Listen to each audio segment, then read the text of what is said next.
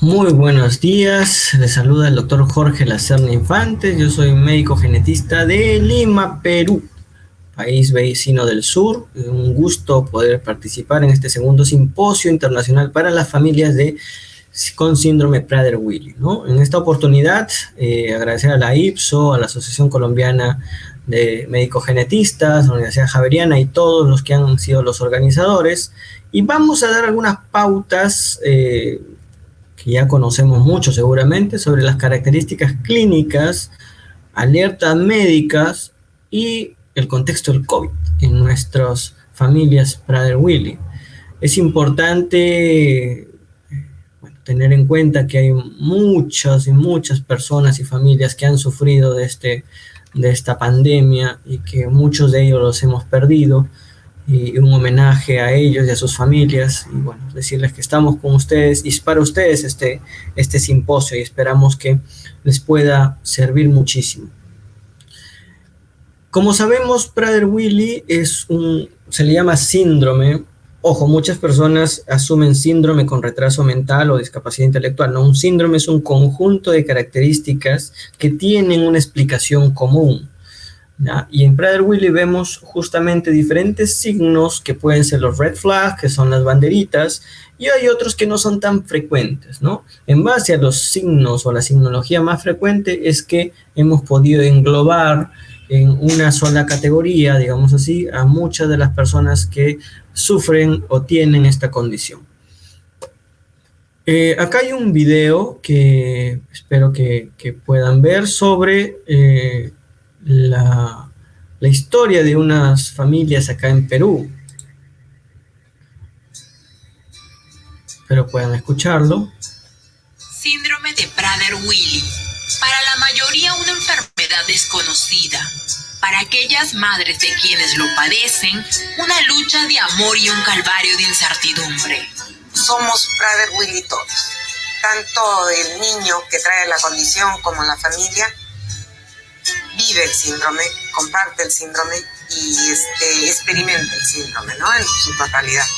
Sus síntomas inicialmente son la hipotonía, flacidez, manos y pies pequeños, talla baja, un desarrollo mental lento, entre otros. Rosalba Espino, Carla Reyes y Carmen Núñez son madres que han convivido con el síndrome por años junto a sus hijos Lula, Cielo y Juan Pablo.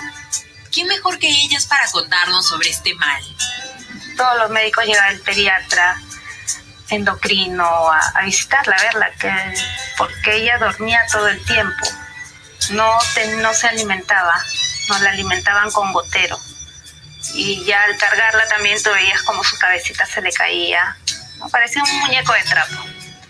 La revisaban, no sabían, me decían no, se empezaron los exámenes neurológicos, toda serie de exámenes que le hacían para saber. Y los niños sí se puede como diagnosticar más o menos síndrome por los testículos que tienen no lo tienen descendidos.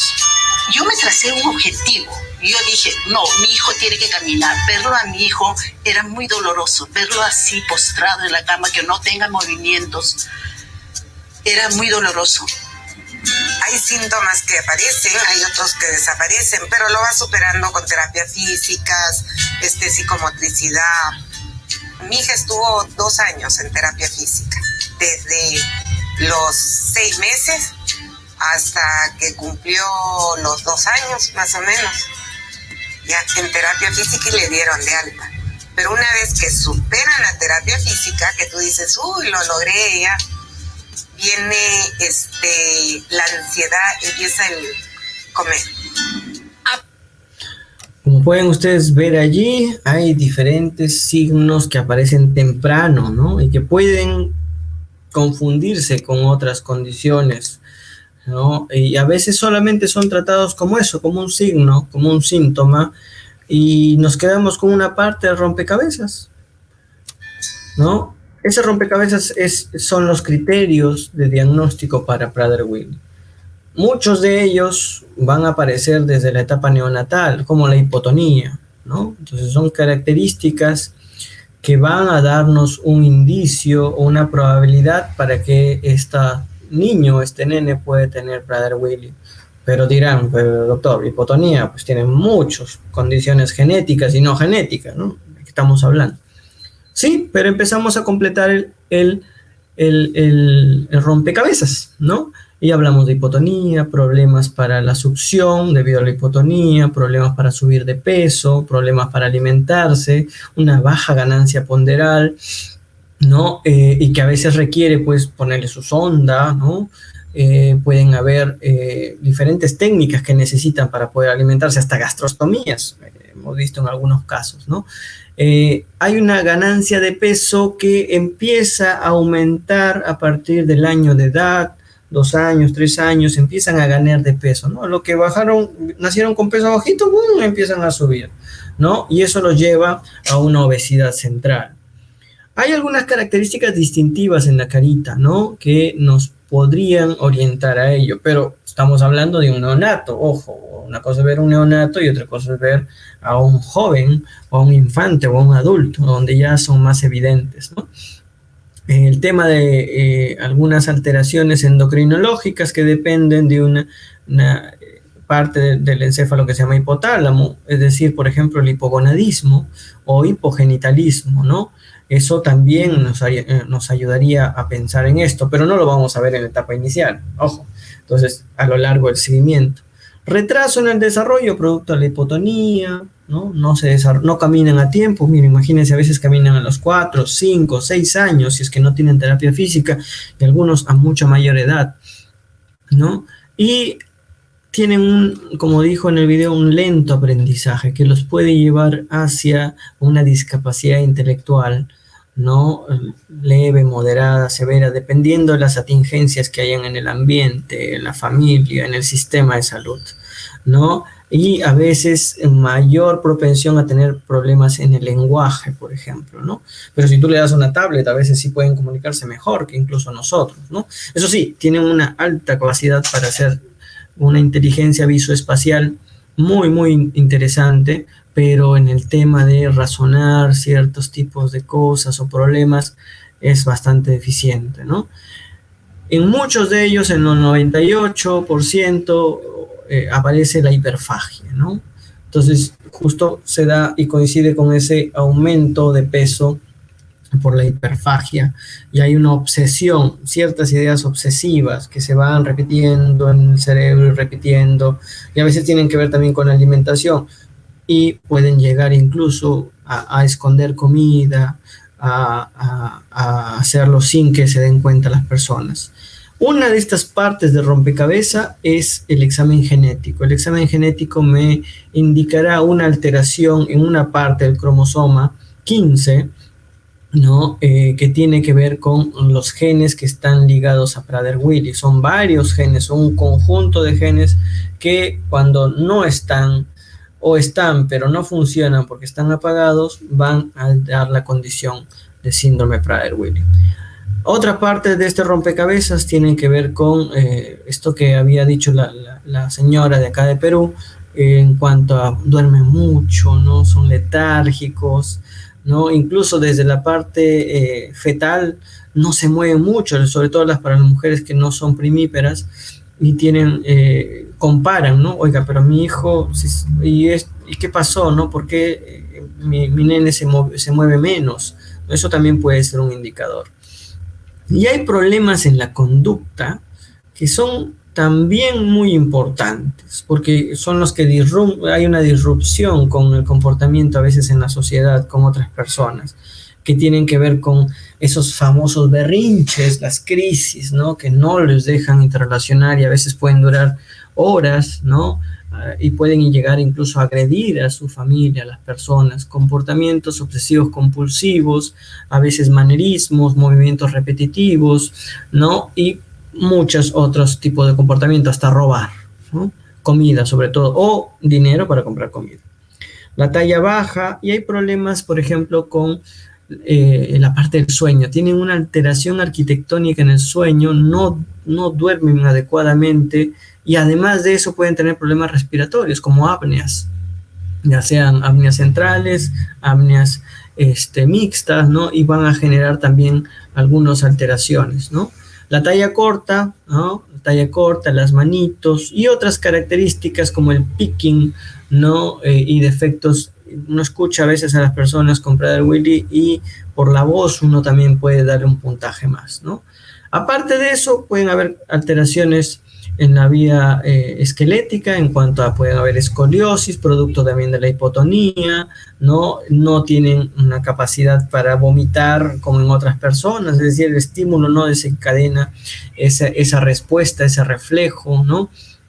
Hay problemas con la pubertad, hay problemas con la densidad ósea, hay problemas con la temperatura. Uy, saber si está con fiebre a veces es un problema porque a veces no hacen fiebre, ¿no? O al contrario, tienen una temperatura más baja del usual, ¿no? Y muchos de ellos tienen una capacidad muy bonita de jugar con los rompecabezas, justamente con los puzzles, ¿no? Entonces, todo esto forma parte de este gran rompecabezas que se va a llamar Prader-Willi o síndrome Prader-Willi, ¿no? Dependiendo de la edad en la que esté, yo clasificaré si es menos de 3 años, ¿no? Con 5 puntos, y si es de más de 3 años tendré que llegar a 8 puntos entre los criterios mayores y los criterios menores que están acá descritos. ¿Ok? El mecanismo es por una afectación en una región específica que viene de papá. Todos tenemos dos cromosomas, uno que viene de papá y uno que viene de mamá. Usualmente los dos están activos, los dos funcionan, pero en esta región específicamente, que se llama región crítica o región de Prader-Willi, solamente funciona o está prendida la de papá. Y la de mamá está apagadita, ¿sí? Entonces, si algo hace que esta región de papá no esté o se apague, me generará el síndrome Prader-Willi. Es decir, si hay una lesión de esta región, justo esta región que está en este cuadrito, que viene de papá, que debería estar activo, ¿no? Y haga que diferentes partes, genes, ¿no? Proteínas, ¿no? Funcionen adecuadamente, pero como no está, y de la mamá está apagado, entonces se expresa esta condición que se llama síndrome Prader-Willi. Hay otros tipos que son la disomía uniparental, los efectos de la impronta o epigenéticos, que no vamos a llegar al caso, y hay un síndrome que es también como su hermanito, que se llama síndrome de Angelman, pero lo que sucede acá en Angelman es que en vez de faltar lo de papá, falta la de mamá, ¿sí? Falta la de mamá. Aquí falta lo de papá, aquí falta lo de mamá. Ok. Características, como ya hemos estado viendo los criterios, se dividen en varias esferas, en las esferas del neurodesarrollo, en las esferas del apetito, en las esferas de la disfunción neurohormonal, a la cabeza del hipotálamo, características faciales, características gonadales, ¿no? Y trastornos que tienen que ver con la respiración. Todo lo que ya hemos estado diciendo. En los infantes, a la cabeza estará la hipotonía, el pobre apetito, pobre succión, ¿no? Letargia, ¿no? La falla de crecimiento, probablemente conforme vaya creciendo en la infancia y en la parte de la pubertad habrá un hipogonadismo y se empezarán a ver ciertas alteraciones de la tiroides, ¿no? Por ejemplo, de otros órganos que tienen que ver con hormonas. En los adolescentes hay otro patrón, ¿no?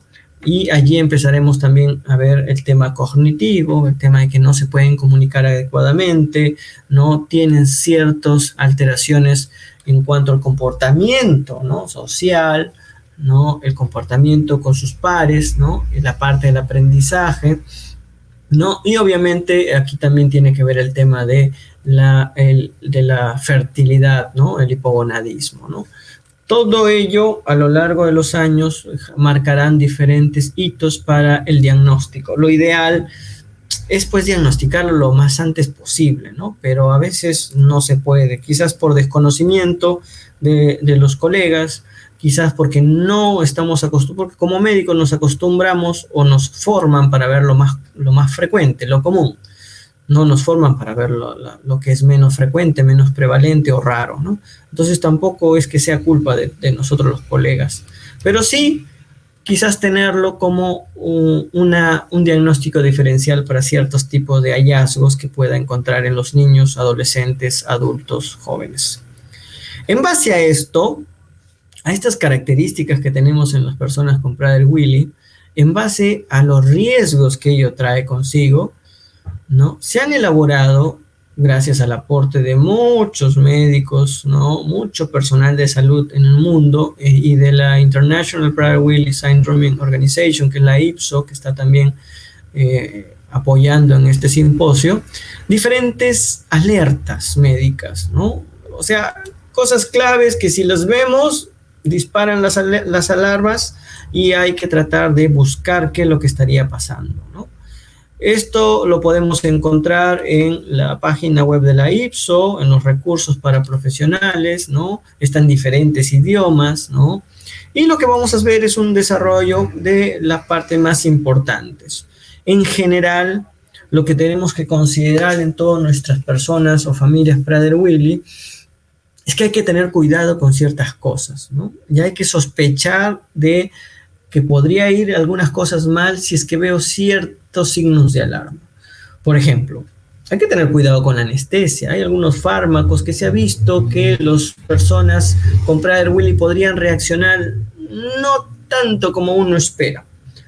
Quizás se duerme más de lo común, de lo normal, quizás sea más difícil levantarlo, quizás necesite otro tipo de abordaje para procedimientos que pueden ser tan simples como una curación de muelas o de dientes, ¿no? Hay fármacos que hay que también tener cuidado, incluso por ahí describieron hasta algunos efectos o reacciones adversas con agua. Interesante. Las cirugías, obviamente, ¿no? Obviamente, hay que tener cuidado porque hay diferentes factores que harán que el riesgo que usualmente tenemos en un procedimiento aumente, que tiene que ver con la parte hormonal, con la parte constitucional, el cuello, a veces es corto, la obesidad que pueden tener algunas personas, y eso lo vamos a ir viendo. El hecho de que tienen un umbral del dolor muy alto, ¿no? Entonces, es como decir, no me duele, a ver, mira dónde está mi alteración, dónde está mi enfermedad, dónde está lo que me está haciendo daño. Entonces, si no les duele, si no me duele, ¿cómo sabrás dónde buscar? ¿No? Es una pregunta que como que, digamos, con un poco de broma podemos hacer, pero es que en realidad es difícil. Las alteraciones o la disregulación en la temperatura corporal a veces no hacen fiebre y pueden tener una sepsis. Imagínense, ¿cómo lo trato? ¿Dónde busco? ¿Cómo armo ese rompecabezas de la sepsis o de una infección para saber con qué tratar? Problemas respiratorios también pueden haber, ¿no?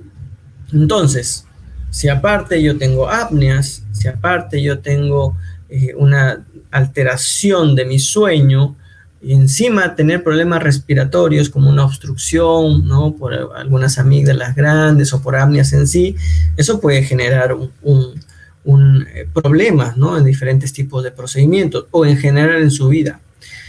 No, la capacidad para vomitar, el reflejo del vómito es muy, muy disminuido. Entonces, imagínense a veces uno cuando come algo que está un poco alterado, un poco dañado, te da una intoxicación alimentaria, vomitas, tienes fiebre, malestar, y ellos no pueden vomitar, ¿cómo haces? O si se dan un atracón y la capacidad gástrica es tremenda y está a punto de reventar, no vomitan. ¿Cómo sabrás qué habrán comido? ¿Ah? Entonces hay un problema ahí también. Entonces, y acá hay otro, si mi pancita se rompe no te darás cuenta. ¿Por qué? Porque si se rompe, si hay una peritonitis, no tendrán el umbral de dolor alto, o tienen el umbral de dolor alto, no van a vomitar, no se quejarán mucho y te darás cuenta muy tarde. ¿Ah? Entonces, problemas y consideraciones a tener. Por ejemplo, en la anestesia, factores que tendrán o llevarán a un resultado que puede ser adverso.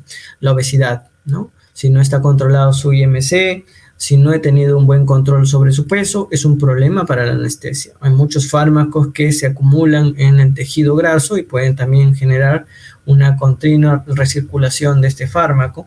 O en general, por ejemplo, si se da alrededor del cuello, pues me disminuirá la capacidad para poder intubar, ¿no? Alteraciones dentarias, la maloclusión, ¿no? En general también pueden llevar una incorrecta intubación o la predisposición a tener más caries de que otras personas también me puede llevar a necesitar más procedimientos anestésicos, porque obviamente no se van a dejar así nada más hacer un procedimiento odontológico.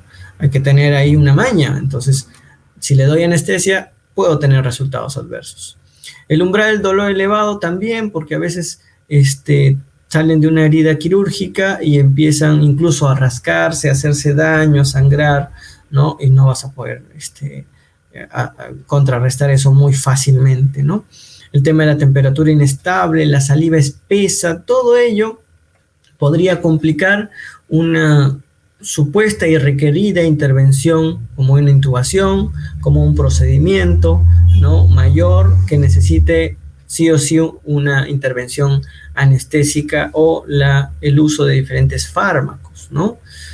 Entonces, y después de eso también, si ha tenido una operación, el hurgarse en la herida, en sacar, en hacer sangrar, y durante el proceso quizás también necesite ponerle una vía y no tienen vías, no tienen un buen acceso venoso.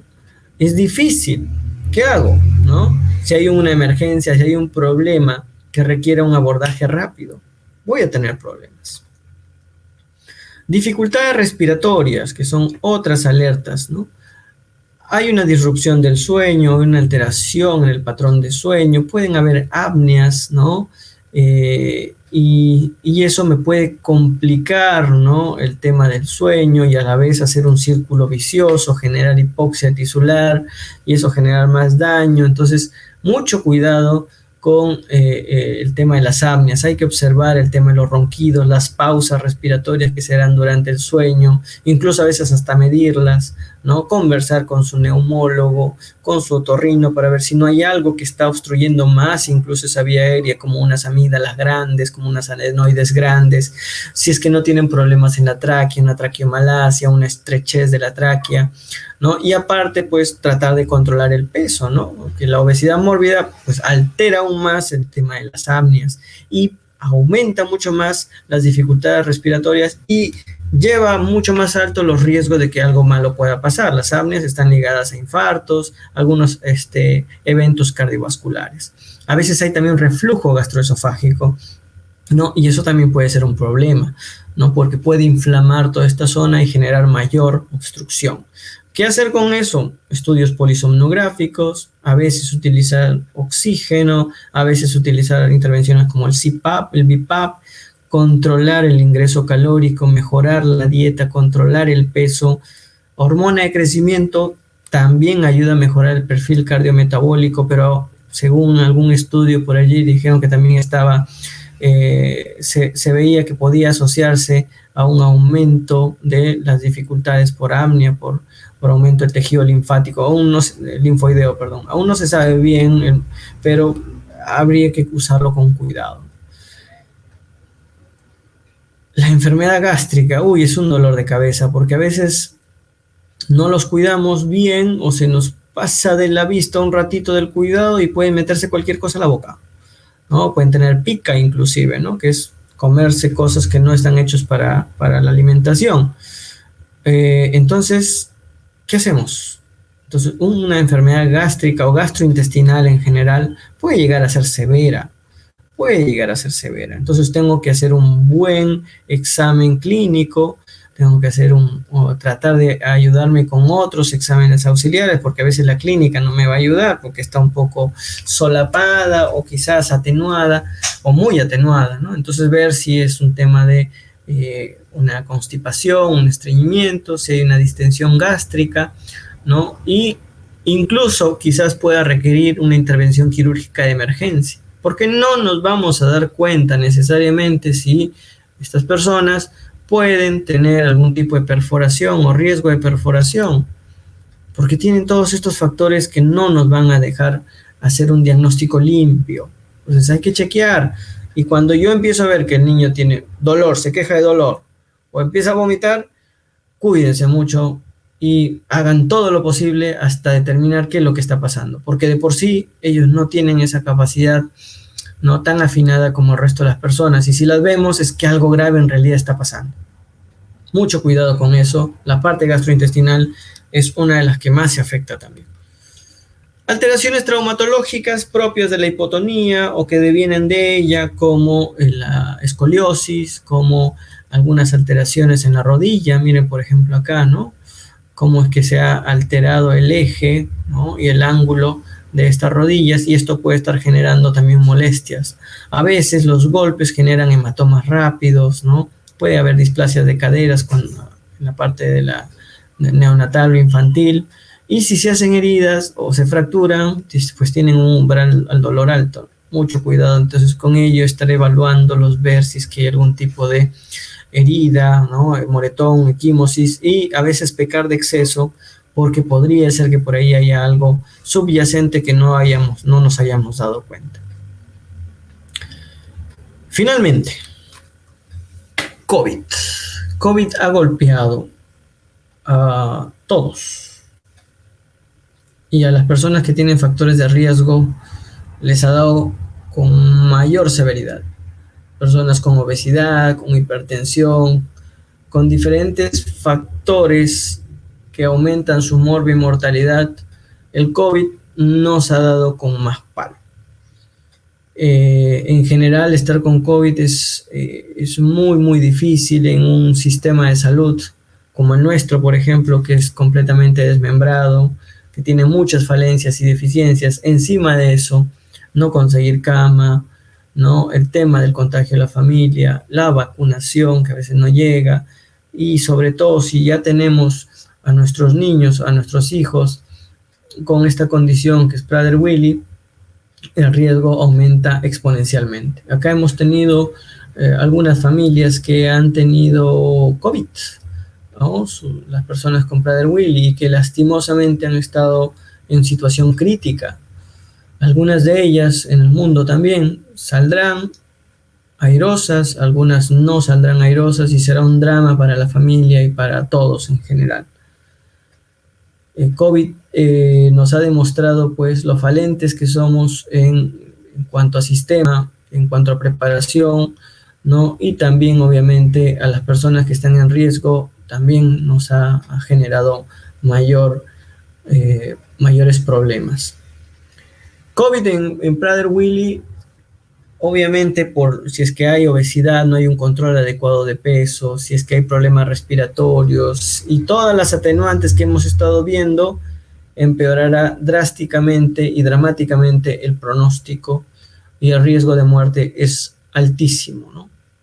Entonces, esperemos que a nuestras familias no les toque estar en esas circunstancias, porque es muy complicado, es muy complicado.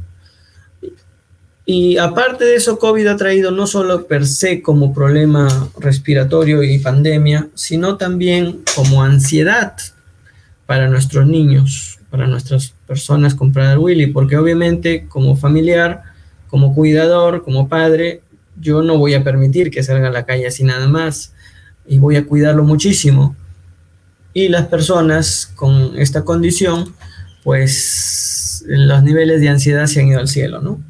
Tanto para ellos como para sus familias, porque hay que aumentar en modo crítico el cuidado que hay que tener con ellos.